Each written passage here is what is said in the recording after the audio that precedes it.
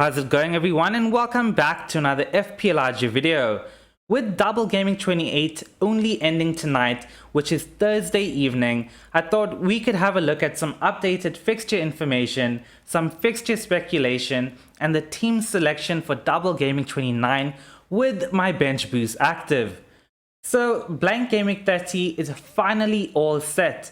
We have 4 confirmed fixtures for the game week. But with playing the wildcard in Gaming 28, the aim was to target Double Gaming 28, Double Gaming 29, and blank Gaming 30, with those teams having a decent fixture run beyond Gaming 30 as well.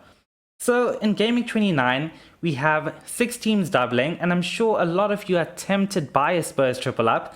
I won't lie, I don't blame you, but I intend on going with a double up, but we'll chat about that when we look at the team selection.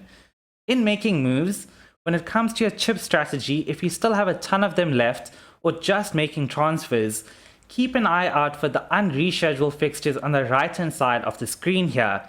We have literally no confirmation when these fixtures will go ahead, but we do know that the end of the season run could see a few game weeks that will be a double game week for a few teams. Everton will have up to 4 double game weeks between Game Weeks 31 and 38. The issue here is their poor form, but they surely have to turn it around, right? Game Week 33 is widely speculated to be a double game week for a few teams and possibly a blank game week for some as well, with Game Week 36 likely being the biggest double game week of the season. So what you're seeing on screen right now, in terms of the fixtures, is just one possible logical scenario of what could happen. We don't know that it will end up being exactly like this. Anything could happen. We just need to wait and see, but we can plan because we do know the teams that are likely to double between now and the end of the season. I'm not entirely sure who to credit for the fixture predictions on screen right now, so if you do know, let me know in the comments below and I'll add that into the description. All I know is that it makes logical sense, especially if Ben thinks so. But take it with a pinch of salt until we find out more. And when we do, look no further than the FPL YouTube channel, because I will keep you informed with up-to-date information to ensure you beat your mini-league rivals and finish with as high a rank as possible. Don't forget to give this video a like if you find it helpful. It really does go a long way in helping me and the channel grow. So with all that information in mind, let's now have a look at the team selection. Firstly, let's have a look at how the team is performing in Double Gaming 28. And I'm not going to lie to you, I am extremely happy with how it's going so far. I have used my wildcard. If you are following my team, you would know the strategy that I am going with. Use the wildcard in 28 and I'm sitting on 79 points. With 9 players to go in Dubravka, Saiss, James, Rudiger, Rafinha, Ramsey, Coutinho, Roger, and Chris Wood as well. The sad part about it is my bench. And if you follow me on Twitter, if you've watched the recent videos, I knew I was going to regret this. I knew I would have a ton of bench points. I just didn't know what to do. Could I ignore Chris Wood and put him on the bench for Trent? Maybe I should. Chris Wood hasn't scored a single goal since he's been at Newcastle. There's no reason to even put Chris Wood in my team other than him having a double-double. And I backed that decision. I still don't have regrets doing it. But the fact that I am on a green arrow from about 8k, what was I? 8.6k to 5.7k despite not using the bench boost. And remember, a lot of teams have used the bench boost this game week. All the managers that went for the Game Week 26 wildcard strategy have used their bench boost in Game Week 28. So to be on a green arrow with the 9 players to go is amazing. I would think my rank can only improve going forward. Hopefully I end the game week around the 3k mark and I can go on and finish in the top 1k, which is my aim for this season. It was my aim in the last season as well, when I was 550th at one point in that season and it just went downhill and I finished 7.7k.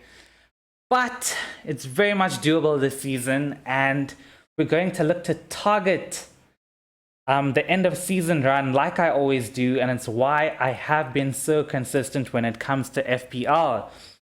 We can look at the team selection now, and you know what? Instead of using the official FPL site, I do quite like using a site called FPL.team. It's an amazing transfer planner. I've used it now for a few game weeks. I like the graphics. It doesn't require me making that transfer in that moment, but I can see how the team is likely to look. Now, before I jump into that, I just want to show you, I basically had this game on Twitter. I want to make 2 transfers this game week. I have 1 million in the bank, so I'm likely to take a -4, despite my team looking to be quite okay. So before I show you that team, I want you to comment below with your predictions of what you think my 2 transfers will be for the game week. A hint, at least 1 Spurs player will be coming into my team. Who is it? Is it Matt Doherty? Is it Kulusevski? Or is it both of them? Go on, comment below with your prediction, and now we'll jump onto FPL.team and look at my team selection. So this is the current team for Gameweek 29. Actually, let's set it up exactly how I would set up for the game week. Tierney in, Roger in the bench, blah blah blah. Trent on the left, Tierney on the right, Salah on the left, Saka on the right, Wood and Kane. I quite like having my team set up in a way that's aesthetically pleasing. So if you look at it here, obviously it doesn't make any difference in terms of FPL. Just kind of like my OCD when it comes to FPL. So I have my double gaming players: Dubravka, Trent, Salah, Wood, Kane, Saka, Tierney. I like it. Looks good. Ramsdale on the bench, Saiz, Coutinho, and Broja. And I'll activate my bench boost with Mo Salah captain and Kane as my vice captain. So the first thing I want to talk about before we look at transfers for the game week is that those FPL managers that went for the Gameweek 26 wildcard, they have bench boosted in Gameweek 28, they've used their free hits in 27, and they will be looking at using their triple captain on Mo Salah in Gameweek 29 because they missed out on his mega haul in Gameweek 26. And I don't feel bad for them because they changed their strategy at the last minute after we found out about double Gameweek 28, 29, and some further fixtures in the further fixture postponements for blank Gameweek 30. I just could not look past Mo Salah against Norwich and Leeds at home. Had to be the triple captain, and I went with a different strategy where I used my triple captain in Gameweek 26. I just took I think it was a -4 or a -8 in Gameweek 27. In Gameweek 28, I've used my wildcard. I don't plan on using my second free hit anytime soon. I want to use it in possibly a double game week, whether that's Gameweek 33 or Gameweek 36. When we find out more information, that's when I will decide on when is the most optimum time for me and my team to gain as much rank as possible. So yeah, my team is very well set up for Gameweek 29, as well as Gameweek 30, where I would have up to 1, 2, 3, 4, 5, 6, 7, 8 players without a transfer for Gameweek 30. With just taking a -4, I could get up to 10 players for Gameweek 30, and the team looks pretty decent from 31 and onwards. Now, my issue here is that I am playing my bench boost, and although it is pretty decent, I personally don't have enough double gaming players. And after watching Spurs this past weekend, Spurs is kind of fluctuating. One day they're great, another day they're in poor form, and you just don't know what to do with that. They're up and down. They can beat a team 4-0 and then lose the next game 1-0 to like a Burnley or Middlesbrough. But they can beat Man City. They can smash Leeds. You know, it's all over the place. They can smash Everton. It's crazy at the moment. And weighing up captaincy to start off with, do you go for Mo Salah or do you go for Kane? Now, if you watch the Champions League match, although Salah didn't look on it, he did hit the post twice. Now, Salah and Kane both play Brighton away. Spurs' second fixture is against Brighton and Liverpool's first fixture is against Brighton. Then Liverpool come up against Arsenal. And now Arsenal are a team that are doing really well. They are in great form. Their players are confident. I've read articles that the mood in the training sessions, the mood in the camp, the mood in the team is amazing and everybody is up for it. So I don't think it will be the Liverpool-Arsenal fixture that we're used to, where Liverpool usually win and they usually score a few goals, and even Arsenal tend to score a few goals in that fixture as well, where it could finish 3-1 or 3-2 or 4-1 or whatever it is. I think it will be different this season. I predict that game to be difficult. Now, Kane is coming up against Man United, and United, we know, currently are not in their best of form. You could argue that Kane is the better captaincy option this game week, or maybe a better triple captaincy option. I don't buy it though. We have all the stats. We know which teams are in form, not in form. I personally wouldn't bet against the king, Mo Salah, and it's why I will be captaining him in my team. Hopefully he doesn't fire too much, because a ton of managers will be using the triple captaincy. Now, in terms of transfers, initially I was meant to do straight Rudiger to Virgil van Dijk, because I did not have enough money for Robertson, and that was going to be it. That was my bench boost. After watching this past week, I've changed my mind a bit, and I think keeping Rudiger is a very good option. Let me tell you why. Chelsea are still in the top 4 race. If they drop off, they could lose top 4. I don't think they will, but they could. Chelsea are also likely to get a double game week in the very near future. And if we look at their fixtures, after Newcastle, they have Brentford, Southampton, Leeds, West Ham, Everton.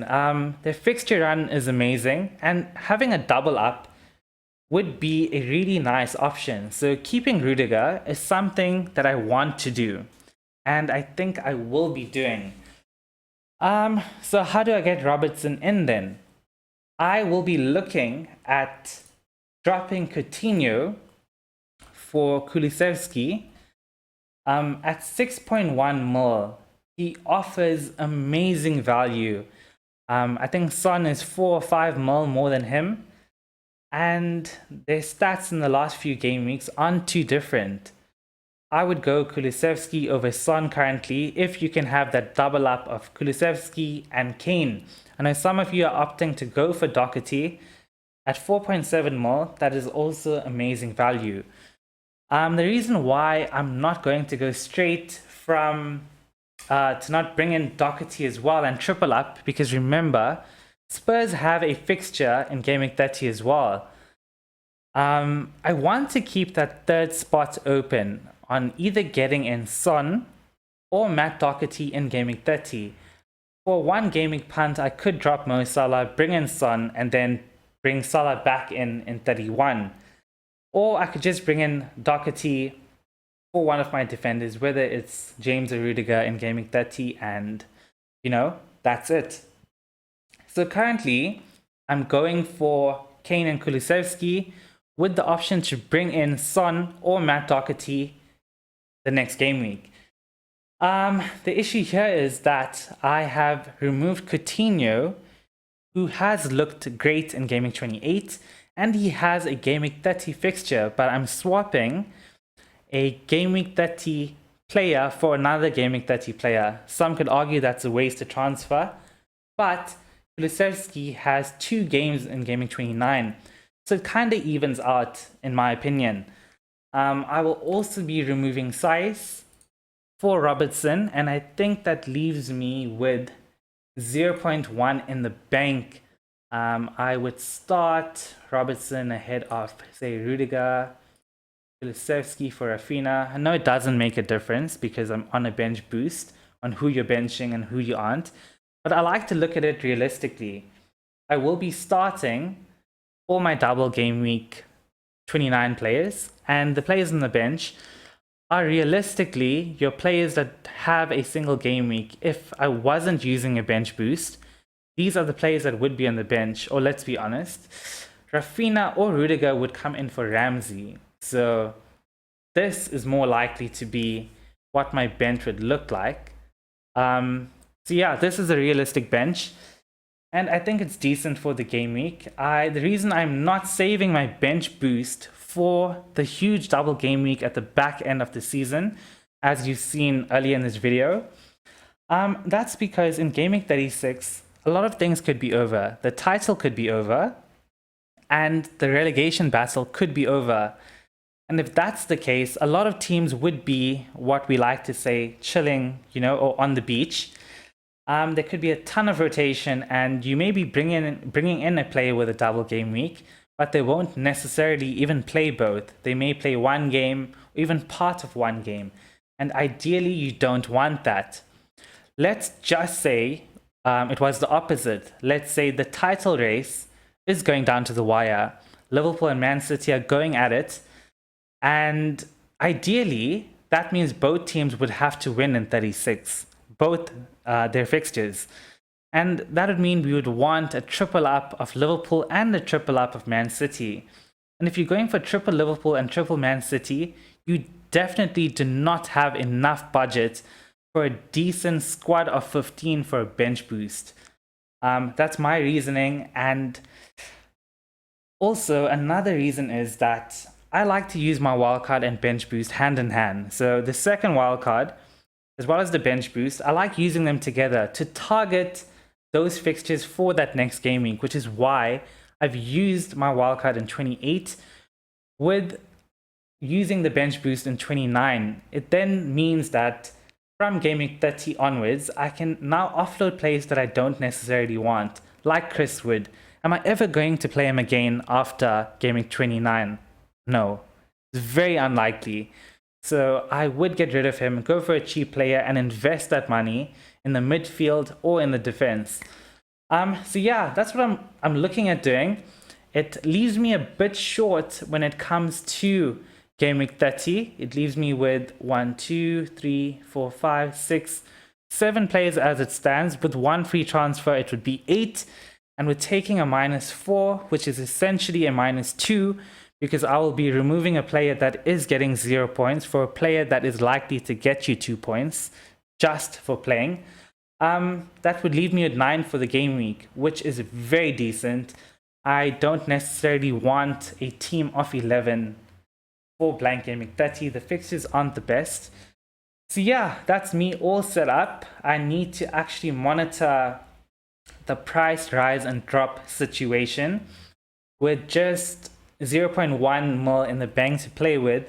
It's a bit risky, so I will be looking at the price predictor sites, seeing if Robertson or even Kulusevski is likely to rise in price tonight or tomorrow night before Saturday's deadline. So I will be monitoring that. If you have any questions with regards to my team, your team, future game weeks, how you set up, chip strategy, whatever it is, comment below and I will be sure to help you out as best as I can.